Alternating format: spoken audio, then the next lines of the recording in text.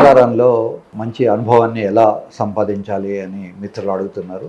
శృంగారంలో అనుభవం రావాలంటే ఇద్దరు పార్ట్నర్స్కి కూడా అవగాహన ఉండాలి. శృంగారం అనేది ఒక పెట్రోల్ బంక్ బిజినెస్ కాదు కనుక ముందు టచ్ని ఎంజాయ్ చేయడం నేర్చుకోవాలి. తర్వాత ఒకరికి ఎమోషనల్ బాండింగ్ రావాలి.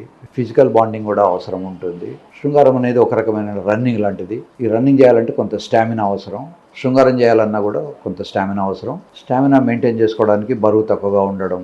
ఫర్ ఎగ్జాంపుల్ బరువు ఎక్కువైపోయినప్పుడు మనం రన్నింగ్ చేసే శక్తి తగ్గిపోతుంది. అలాగే శృంగారంలో కూడా బాగా ఒబెసిటీ ఎక్కువ ఉంటే ఆయాసపడుతుంటారు కనుక శృంగారంలో పాల్గొనడంలో ఇబ్బందులు పడుతుంటారు. 13-14 ఏళ్ళు వచ్చేసరికి ప్రతి అబ్బాయి కూడా కొంత స్టామినాను పెంచుకోవాలి. ప్రతిరోజు కొంచెంసేపైనా రన్నింగ్ చేయాలి. కార్పొరేట్ స్కూళ్ళల్లో కాలేజీల్లో చేరి రోజుకి 8 గంటలు 10 గంటలు పౌల్ట్రీ కోళ్ళలాగా చదువుకొని, పౌల్ట్రీ కోళ్ళు ఏమిటంటే నిద్రపోకూడదని వాటికి లైట్ వేసి పెడతారు. మనం ఎప్పుడైనా బస్సులోనో ట్రైన్లోనో ప్రయాణం చేస్తున్నప్పుడు చూడొచ్చు, దూరంగా లైట్లన్నీ వెలుగుతుంటాయి. అది పౌల్ట్రీ ఉంటుంది. సో ఇలా రాత్రంతా వీళ్ళు చదువుకొని ఏమాత్రం బాడీ ఫిజికల్ ఎక్సర్సైజ్ చేసినా నిద్ర వస్తుందని చెప్పేసి వాళ్ళ టీచర్స్, వాళ్ళ మెంటర్స్ వీళ్ళని ఏమీ శ్రమ పడకుండా ఒక పౌల్ట్రీ కోడ్ లాగా పెంచుతారు.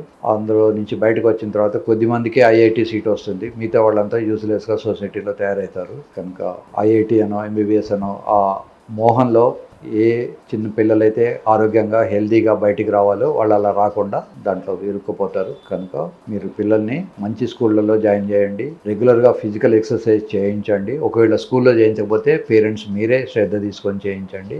ఆటలు ఆడించండి. చదువు కూడా చెప్పుకోవాలి, కానీ ఆటలాడి చదువుకోకుండా పోతాడని వాటికి శరీరం పెరగకుండా కేవలం కొవ్వు మాత్రమే పెంచి పౌల్ట్రీ కోడిలాగా తీసుకురాకండి. నాటుకోడికి ఉన్న డిమాండ్ పౌల్ట్రీ కోడికి ఉండదు.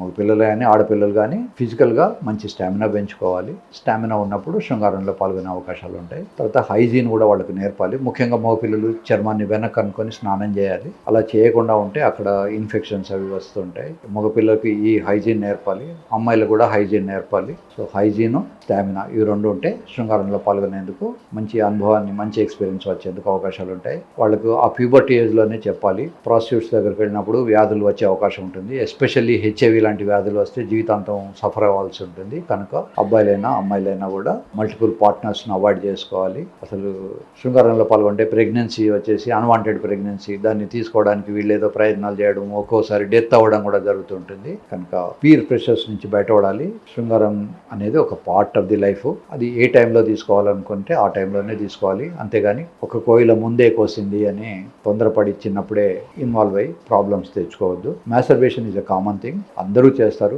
ఎవడైనా ఒక వ్యక్తి నేను మాస్టర్బేట్ చేయలేదు నా జీవితంలో అంటే అతను మగవాడు అయి ఉండకపోవచ్చు, లేదా అతను మనిషే కాకపోవచ్చు. అమ్మాయిలు కూడా మాస్టర్బేట్ చేసుకుంటారు. మాస్టర్బేషన్ వల్ల నష్టం ఏమీ లేదు. కానీ మాస్టర్బేషనే ఒక అబ్సెషన్, మొత్తం టైం అంతా దానికోసమే కేటాయించి మనసులో ఎప్పుడు 24 గంటలు అదే ఆలోచనలు వస్తే మాత్రం అది వ్యాధి అంటారు. దాన్ని అబ్సెసివ్ కంపల్సివ్ న్యూరోసిస్ అంటారు. అది రాకుండా అకేషనల్గా అప్పుడప్పుడు మాస్టర్బేట్ చేసుకోవడం వల్ల టెన్షన్ రిలీజ్ అవుతుంది. సో అబ్బాయిలకైనా అమ్మాయిలకైనా కూడా మాస్టర్బేట్ చేసుకోవచ్చు. పెళ్ళైన తర్వాత దే కెన్ ఎంజాయ్. పెళ్లి కన్నా ముందే ఎక్స్ప్లోర్ చేసినప్పుడు కొన్ని బ్యాడ్ ఎక్స్పీరియన్సెస్ ఉండి వాళ్ళు పెళ్ళైన తర్వాత కూడా శృంగారంలో హ్యాపీగా పాల్గొనలేకపోతారు.